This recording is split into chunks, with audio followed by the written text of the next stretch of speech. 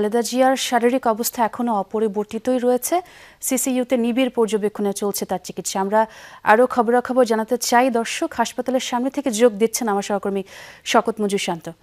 শান্ত, এর আগেও আমার অন্যান্য সহকর্মীরা জানাচ্ছিলেন বিএনপি চেয়ারপারসনের শারীরিক অবস্থার কথা।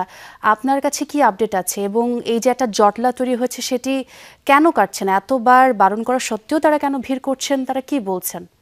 এটি আসলে সরাসরি বলতে হবে যে বিএনপি চেয়ারপারসন বেগম খালেদা জিয়ার প্রতি তাদের যে ভালোবাসা, যে শ্রদ্ধা, সেই শ্রদ্ধার একটা বহিঃপ্রকাশ। এবং সকলকে বারবার বলার পরও তারা কিন্তু নিজেদেরকে আটকে রাখতে পারছে না। কয়েকজনের সাথে কথা হচ্ছিল, তারা কিন্তু জানাচ্ছিলেন যে আসলে নেত্রীর প্রতি তাদের যেই ভালোবাসা, সেই ভালোবাসার বা আবেগের টানেই কিন্তু তারা এসেছেন। তার শারীরিক আপডেট জানিয়ে দিতে চাই, এখনও তার শারীরিক অবস্থা অপরিবর্তিত রয়েছে এবং এটি জানিয়েছেন তার ব্যক্তিগত